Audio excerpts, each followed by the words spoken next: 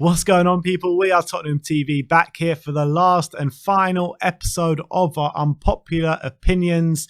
And the first one is from Simon Rebello. And he says, we should have made a bigger effort in trying to get Bale back for this season since the hunt for a striker went so poorly. And I actually agree with this. Yeah, there's a part of me that thinks, what could Bale do in this team? You know, and feeling like, especially last season, it wasn't probably the right fit for him. It wasn't the right match, was it, in the Mourinho style side? He still got 10 goals, though, didn't he? Yeah, I think 5 of those in the last 2 games as well, weren't they? Something crazy. So I can actually see that. Yeah, it would have been really nice to see what he could do in this team. Yeah, I completely agree. I think that he has that kind of X factor about him still. He can't get up and down the pitch like he used to, but I think there's definitely a way where he could thrive in our team right now. And I think that last season he showed against like the kind of lesser oppositions in the Premier League where he can really thrive in those games. And I think that he'll do that and more probably under a Nuno team. So yeah, I completely agree with that one. Yeah, and then we could have also sung his name in the stadium as well. Exactly. So we never got the chance to. The only time I saw him live was when I was at the training when he first signed, and obviously in the cup final. He never even got on the pitch, and he was just like running up the touchline and everyone was singing his name. It was good. But yeah, I completely agree with that one. Okay, alrighty. Next one. Preston Grantham. Doherty should be playing in the Championship. Is that unpopular? Yeah, I don't think it's that unpopular, Preston. We keep saying it over and over again, don't we? I mean, I really don't see a player there. I hope he just completely, makes us all eat our words and turns into a great player. But I'm not even seeing just a little sparkle of anything from him. Just seen nothing. Just nothing. Hasn't had a. I think the max you could probably give him is like a 5 out of 10 for any of his performances in Spurs shirt, literally. But then also, like, I see him on the training ground. Everyone seems to love him. Like, you see little photos of them playing golf together and stuff. Don't have to be a good player to be No, I know. It's just, but for some reason, he seems like a good. Maybe he's just everyone likes him. Nice guy. I think it's just Agent Doherty. He's come in to disrupt the team. Maybe Aurier can do the same at Arsenal. Yeah, I hope so. Yes, one for each. Let's move on. Telugu Sports Ada says, Lucas Moura would have been heavily criticised by our fan base if it wasn't for that miracle of Amsterdam. I don't think he was just Amsterdam, because he scored against PSV, he scored against Barcelona, he scored 2 at Old Trafford, didn't he? Yeah. I think he scored a hat-trick in his first month at the club as well. I know he scored a hat-trick against Huddersfield. Yeah. Oh, in the FA Cup maybe, yeah. So I actually think that he did really well. He hit the floor running with us. I really do. If you swipe that Amsterdam hat-trick out of memory, would you still be as much of a Moura sexual as you are totally, now? Totally. I'm not even including that when the way that I judge Moura. It's just the fact that he just doesn't get. It seems as though he doesn't get enough of a crack of the whip for me. Obviously that was a great moment, but he's had lots of great moments, I think. Yeah, like the two at Old Trafford was a great moment as well, you know. The fact that he saved us through the group stages of the goal at Barcelona. For me, he's a big match player. Yeah, he's actually a big match player. I think that's right. And I think that when you look at kind of some of the big matches over the past year, Man City 3 games ago, he was absolutely quality. Arsenal last year at home, I remember him being absolutely sensational that day. And I think, he is a big game player. But I think sometimes against like the lesser opposition, he can go missing a bit. I mean, who else would you know that would get a hat-trick in a Champions League semi-final and then not play the final? How many players could you assign that to? Not many. It's just, it's criminal. I felt like he could have. I don't think the situation of the final was that it's either Kane or Moura. I think they should have played both Kane and Moura. I thought Dele Alli probably should have gone out of the team. I remember you saying that with Sim, There's always also an argument for that as well, But everyone goes on about, it's either Kane or Moura. No, why should it only be Kane or Moura? Yeah, because Dele Alli was poor for you know what I mean? For a long time, No, there's definitely an argument for that.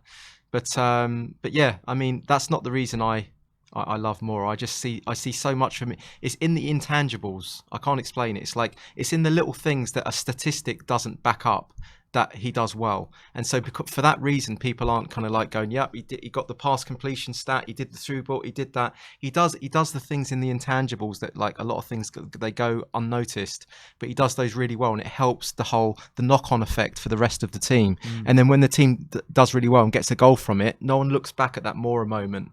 Like the way he can like get out of a cul-de-sac and like set off play quickly. There's no real statistic for that, or nothing that's really kind of tangibly noticed. So for me, that's why I always want to give him credence. All right. Yeah, go on. Let's move on. All right, George Waynes. Nuno will do for us what Tuchel has done for Chelsea without the Champions League. What does that? What does he do? What does that mean then? What does that mean? I mean, he steadied the ship, hasn't he, Tuchel? He'll get us top 4 then. Is I think that that's what he's saying? talking about. Yeah, he's sort of. He just say Nuno will get us top 4. Yeah, I guess so. Yeah, if that's what he means. I mean, what else could it mean? At the end of the day, I mean, Nuno. I mean, he has done a little funny face emoji at the end there, so yeah. I think he's tongue in cheek. Yeah, I mean, I think Nuno can get us top 4. I completely agree with that. I think this season might come maybe a season too soon, but it is his first season at the end of the day. So I think next year we'll be battling for the top 4. Yeah, what does that mean, battling for the top 4? Isn't that what we're doing this season? I think it's a big stretch for us to get top 4 this season, but I think next season, in the build up to the season, including a few new signings in there, I think we'll genuinely be putting ourselves in the conversation where thinking, you know what, we can potentially get top 4 this year. A lot of Spurs fans are being like this season. Yeah, I think it's a bit. I think there's a lot of fans who think potentially we can get top 4 this season. Yeah, that's only since we've won our first 3 games of the season. That's not probably pre-season. Apart from we had the one guy came on before the season started and said we were going to win the league. I can't remember who it was, but yeah. I think that was definitely tongue-in-cheek. That was probably tongue-in-cheek, Let's move on.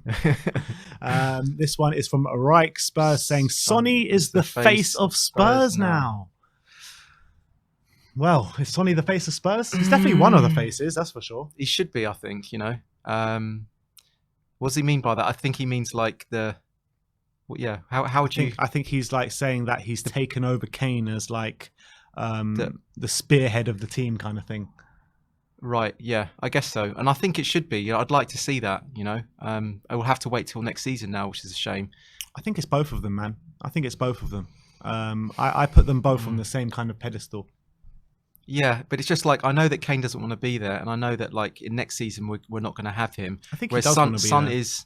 Well, he loves the club, and I think if we're winning stuff, he'd want to stay. But because we're obviously, you know, he's getting to that point in his career, he wants to like win stuff. But Sonny's actually more settled, and he's actually happier to be there. And I think he could be down.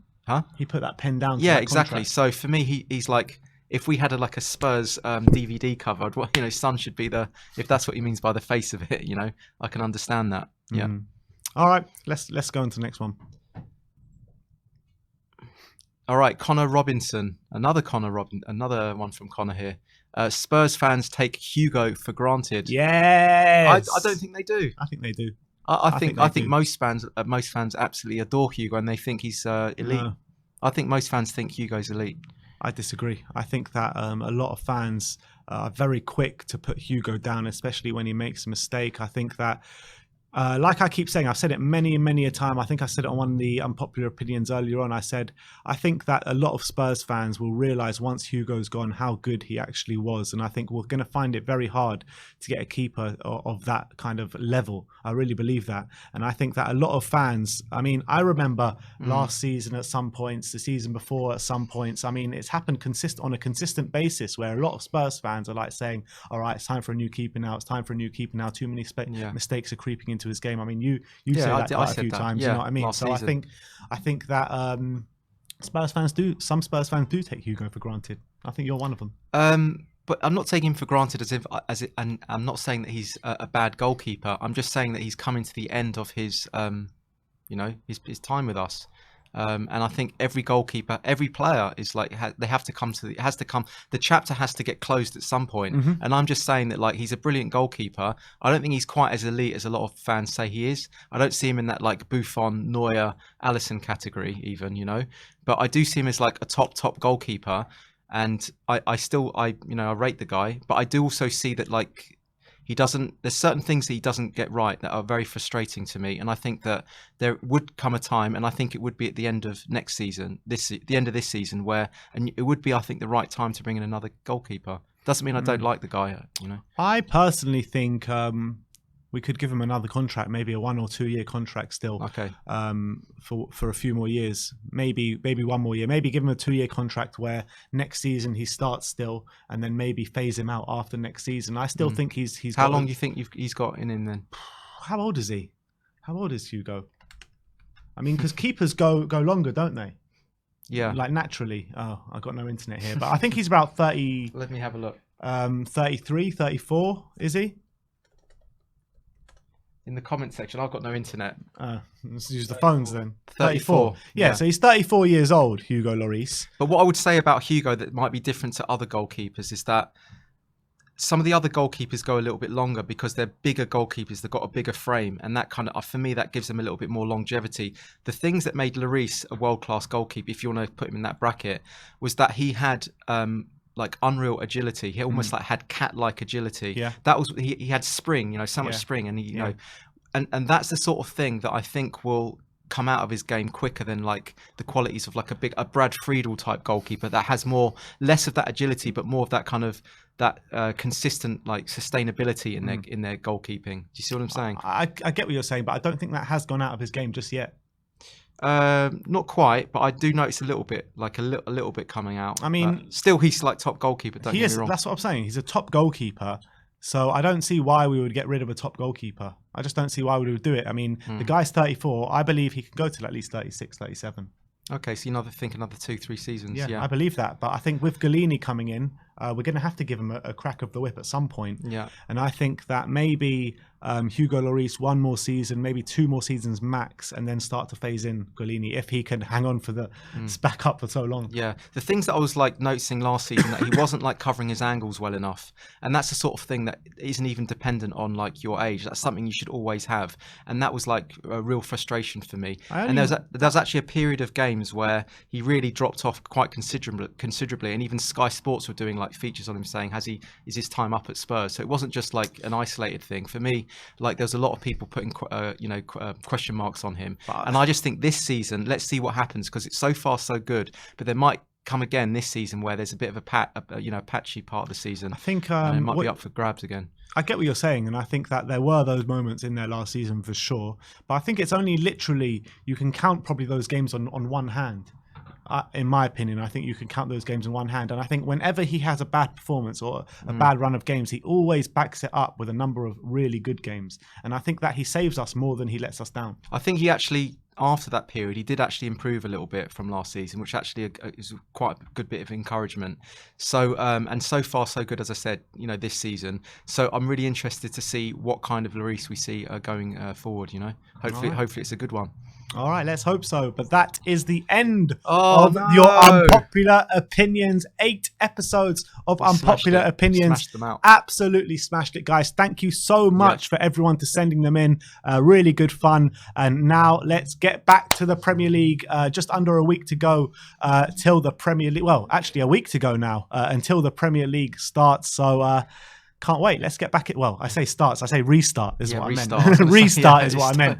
Crystal Palace away is our next games. Let's get back to all the matchday content. But thank you everyone for sending in your unpopular opinions. Like, subscribe and comment. And as always, come on you Spurs.